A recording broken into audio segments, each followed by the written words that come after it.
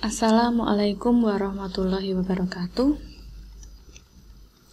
Kita akan melanjutkan latihan soal ASPD nomor 11 sampai 20.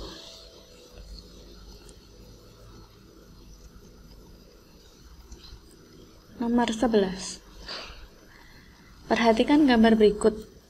Jika besar sudut 1 adalah 40 derajat dan sudut 3 sama dengan 20 derajat, maka besar sudut 2 adalah titik-titik. Kita selesaikan bersama-sama. Langkah pertama untuk soal yang seperti ini, kita tarik garis lurus berwarna biru seperti ini. Kenapa? Karena ini adalah dua garis lurus yang sejajar dipotong oleh sebuah garis transversal, sehingga ada sudut-sudut istimewa yang bisa kita gunakan. Sudut 1 jelas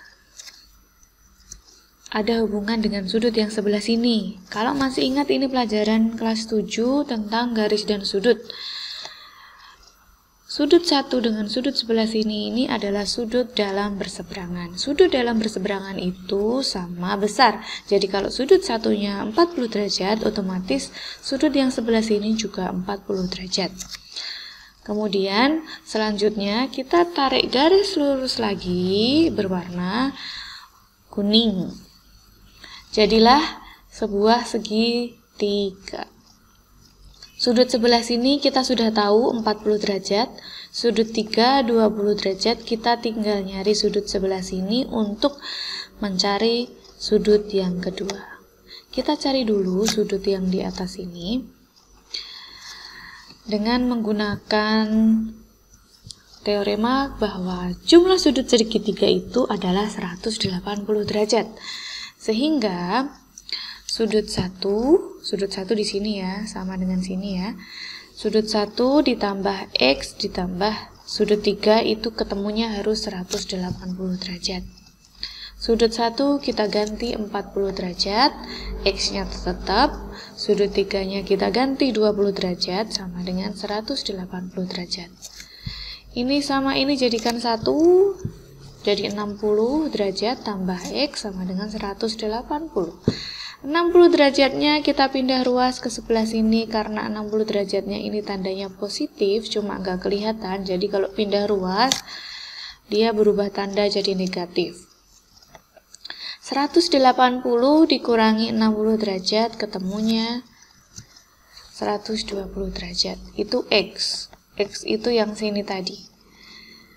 Setelah ketemu X 120 derajat, sekarang kita ambil garis lurus berwarna merah ini. Nah, garis lurus berwarna merah ini jika kita lihat sebelah sini, sudut 2 dengan sudut X itu adalah sudut berpelurus. Semuanya diabaikan ya. Sekarang kita lihat garis merah ini saja. Ya, jadi ini adalah sudut berpelurus. Karena di sebelah sini sudah tahu 120 derajat dan sudut berpelurus itu jelas, sudah tahu sudutnya itu sama dengan 180 derajat dengan menggunakan teorema sudut berpelurus. Jadi jumlah sudut berpelurus itu harus sama dengan 180 derajat.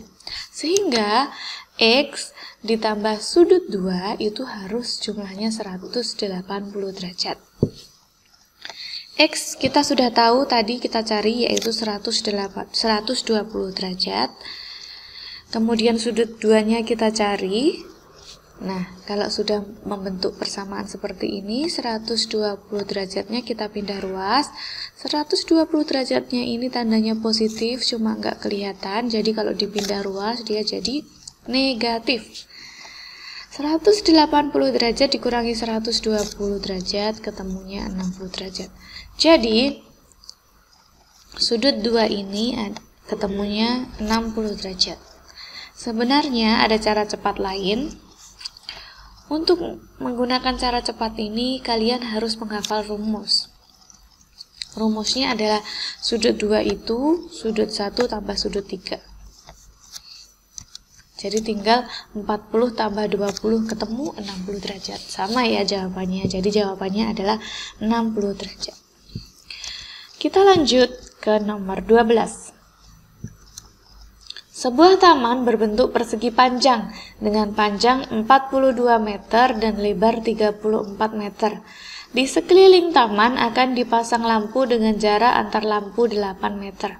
Banyak lampu yang diperlukan adalah titik-titik. Kita selesaikan bersama-sama.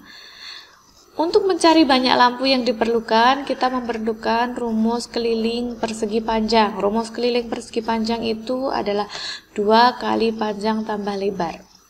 Kemudian, kita masukkan panjangnya 42, lebarnya 34. Kita hitung seperti biasa, 42 ditambah 34, ketemunya 76, terus dikali 2. Ketemunya 152 cm. Kemudian kita akan mencari banyak lampu. Jika jarak lampunya 8 meter, banyak lampunya berapa? Nah, tinggal dibagi aja. Keliling dibagi dengan 8. Ketemulah 19 buah. Begitu saja. Jadi jawabannya B. Cukup mudah ya. Lanjut ke nomor 13. 5 buah pipa pralon yang masing-masing berdiameter 14 cm diikat dengan seutas tambang, seperti gambar di atas. Panjang tambang minimal yang digunakan untuk mengikat kelima pipa pralon tersebut adalah... Kita selesaikan bersama-sama. Untuk soal nomor 13, kita memerlukan rumus. Rumusnya harus kalian hafal. Ini adalah pelajaran kelas 8, yaitu lingkaran. Sebelumnya kita harus cari tahu banyak jari-jari yang dilewati atau kita sebut N. Kemudian kita juga harus tahu panjang diameter lingkaran. Rumus untuk mencari panjang tambang itu adalah P sama dengan N kali D ditambah Pi kali D. Kenapa N kali D? N kali D tadi, N-nya itu adalah banyak jari-jari yang dilewati ya. Jadi untuk menghitung banyak jari-jarinya, kita hitung dari sebelah sini sampai sebelah sini saja. Untuk jari-jari yang sebelah sini sama sebelah sini tidak perlu. Karena jari-jari yang sebelah sini dengan sebelah sini kita gunakan rumus Pi kali D, yaitu rumus keliling lingkaran, yaitu lingkaran sebelah sini dengan sebelah sini dijumlah. Jadi satu lingkaran, karena di sini setengah lingkaran, sini juga setengah lingkaran. Jadi rumusnya Pi D atau 2πr. Kita pakai PD aja. Oke. Jadi kita cari dulu N. N tadi adalah banyak jari-jari yang dilewati. Jari-jari yang dilewati tadi dari sebelah sini ya. Kita hitung 1, 2, 3, 4, 5, 6, 7, 8. Jadi banyak jari-jarinya 8. Kemudian diameternya 14. 14 itu dapat dari soal 14 cm. Pi-nya kita pakai 22/7 karena 14 ini kelipatan dari 7 ya. Diameternya diketahui yaitu 14. Kemudian kita hitung, kita coret-coret, boleh. Kita coret-coret sini kali sini ya. Sininya 2. Jadi 22 kali 2 ketemu 44. 8 kali 14 ketemunya 112. Jadi panjangnya 156 cm yaitu C. Lanjut ke nomor 14. Diagram di bawah menunjukkan data kendaraan yang diproduksi oleh suatu perusahaan. Selang waktu kenaikan produksi terbesar adalah titik-titik.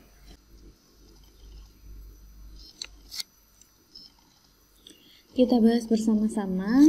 Menurut pilihan A, B, C, dan D, ini kita sudah diberi clue. Jadi pasti jawabannya ada salah satu dari keempat pilihan ini.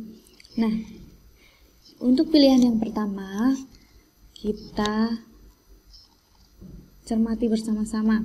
Dari tahun 2011 sampai 2012. 2011 sampai 2012.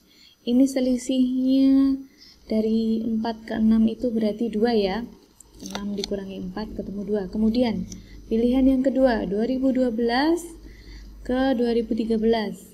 2013 itu 8, jadi 6 ke 8 sama, selisihnya 2. Kemudian tahun 2013 ke 2014. 2014 ini 10, jadi dari 8 ke 10 sama, selisihnya 2. Kemudian 2014 ke 2015. Nah, 2015 ini 14, 2014 nya 10. Jadi 14 kurangi 10 selisihnya 4 ya. Jadi sudah terbaca dengan jelas bahwa kenaikan produksi terbesarnya dilihat dari banyaknya selisih, yaitu tahun 2014 ke 2015. Jawabannya D. Lanjut ke nomor 15. Seorang manajer suatu perusahaan memperoleh data bahwa 3 dari 100 barang produksi perusahaan tersebut rusak.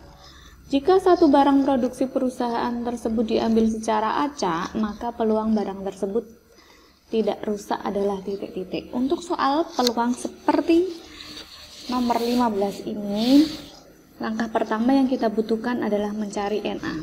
NA itu adalah banyak yang tidak rusak, banyak yang diinginkan oleh suatu soal. Jadi untuk soal nomor 15 ini yang diinginkan adalah banyak yang tidak rusak. Jadi NA-nya itu yang tidak rusak.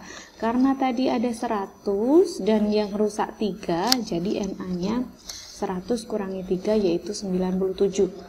Kemudian NS-nya sudah tahu pasti yaitu 100 karena total barang produksinya 100. Kita masukkan ke rumus, rumusnya PA sama dengan NA per NP. NA-nya 97, kita masukin NP-nya 100. Jadi 97 per 100. Mudah sekali ya, jadi tinggal kita jawab A. Lanjut ke nomor 16. Nilai dari akar 48 dibagi akar 8 adalah titik-titik. Kita bahas bersama-sama. Langkah pertama yang kita lakukan adalah menyederhanakan akar 48 dan akar 8 ini. Karena ini tidak bisa diakar karena bukan bilangan kuadrat, maka kita pecah. 48 ini kita cari berapa kali berapa, tapi kita cari yang ada angka kuadratnya. Angka kuadrat itu ada banyak sekali, ada angka 1 kuadrat. Terus kalau 2 kuadrat itu berarti 4. Kemudian ada lagi 9.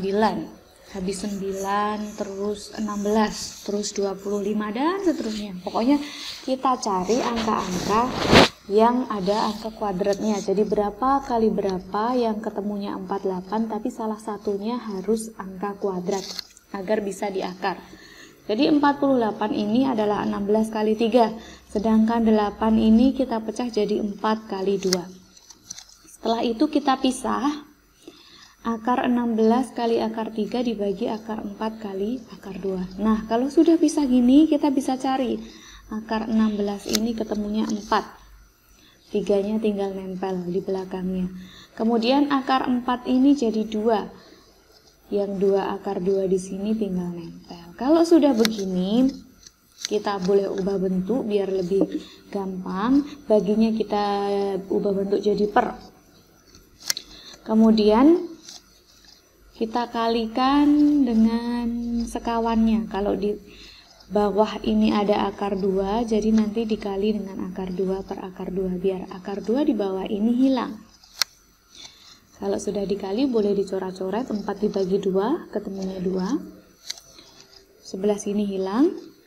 Ini kali ini ketemunya 3 kali 2, tapi masuk ke dalam akar.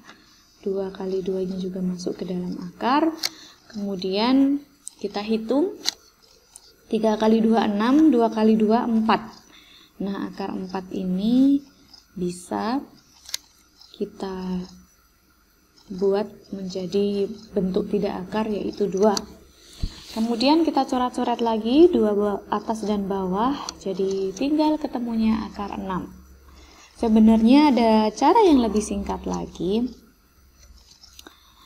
Tinggal kalian Jadikan 1, 48-nya dibagi 8 dalam satu buah akar. Kalau sudah ketemu, nah ketemulah akar 6. Tapi cara lain ini tidak mesti langsung ketemu jawabannya. Kadang kalau nggak ketemu jawabannya, kalian harus pecah lagi jadi seperti ini. Oke? Jadi ketemunya akar 6 ya. Kita lanjut ke nomor 17.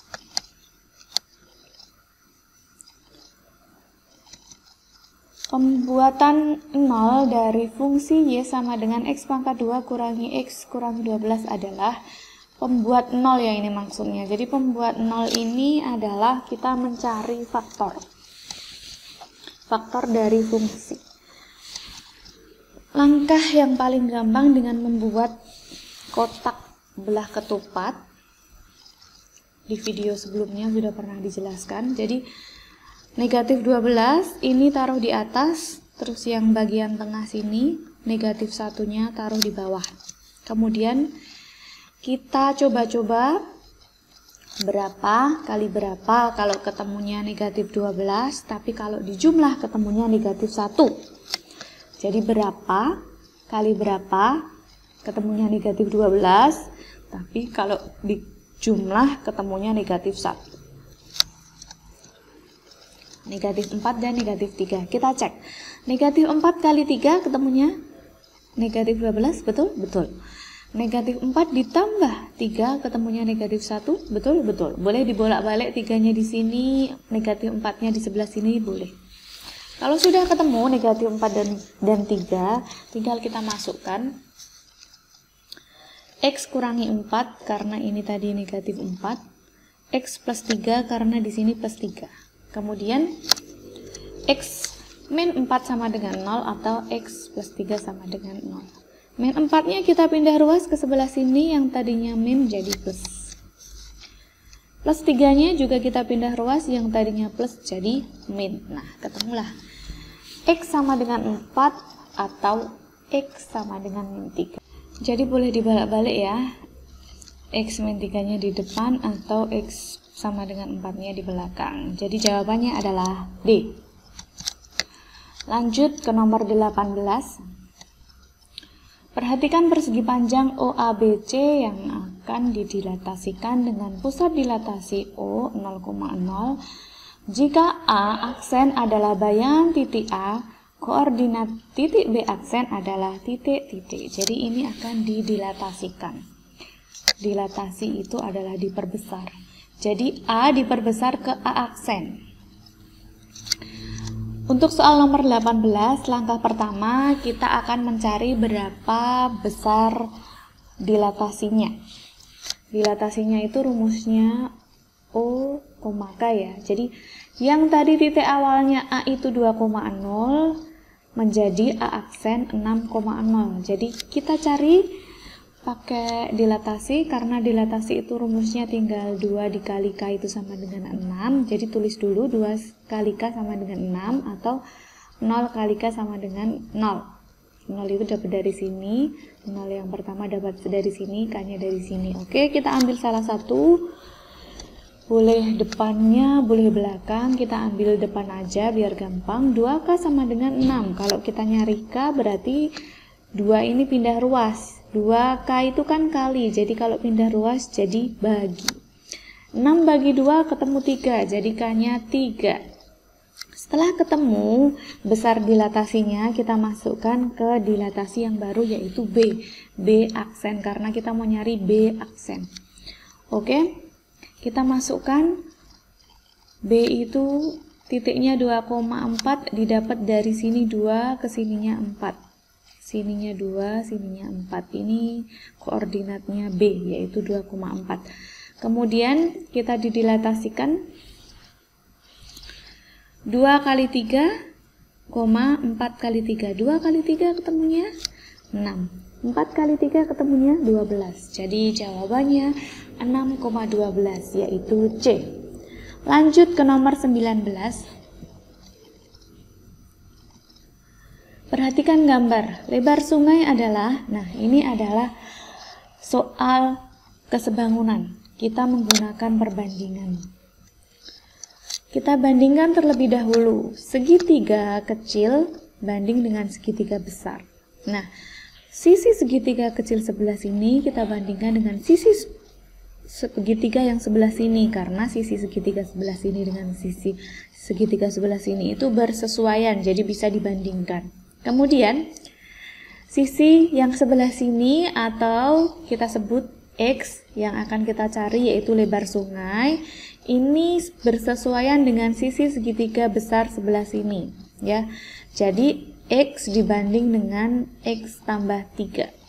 Oke, kalau sudah ketemu perbandingannya, tinggal kita kali silang, kemudian kita hitung. 6 kali X tambah 3 sama dengan 8 kali X. 6 kali X tambah 3 kita kalikan satu-satu, 6 kali X ketemunya 6X, 6 kali 3 ketemunya 18, 8 kali X ketemunya 8X. Kemudian yang memiliki X kita jadikan 1, X sebelah sini dengan X sebelah sini. 8X ini karena tandanya positif, jika kita pindah ruas ke sini dia jadi negatif. Kemudian dia bertukar tempat dengan 18. 18 ini kalau kita pindah ruas ke sini yang tadinya positif jadi negatif. Nah, kalau sudah bentuknya seperti ini, tinggal kita jadikan 1 dulu X-nya. 6X dikurangi X itu ketemu negatif 2X. 18-nya tetap. Nah, kalau kita mau nyari X negatif 2-nya kita pindah ruas, karena negatif 2X itu adalah negatif 2 kali X. Jadi kalau dia dipindah ruas, dia jadi bagi, bukan jadi plus. Karena tanda negatif 2 kali X, bukan negatif 2 ditambah X. Oke? Negatif 2 kali X ini kalau pindah ruas jadi bagi. Setelah itu, kita bagi negatif 18 dibagi negatif 2, ketemulah 9. Jadi lebar sungainya 9 meter. Lanjut ke nomor terakhir, yaitu nomor 20. Sebuah tabung diketahui panjang jari-jari alasnya 10 cm dan tingginya 5 cm. Volumenya adalah titik-titik. Kita gunakan Pi sama dengan 3,14. Kita masukkan ke dalam rumus volume tabung, yaitu V sama dengan Pi R kuadrat kali T. P-nya pakai 3,14, R-nya diketahui 10 cm, R kali R atau R pangkat 2, kemudian tingginya 5 cm, dihitung ketemunya 1570 cm pangkat 3. Mudah sekali ya. Cukup sekian video kali ini, semoga bermanfaat. Wassalamualaikum warahmatullahi wabarakatuh.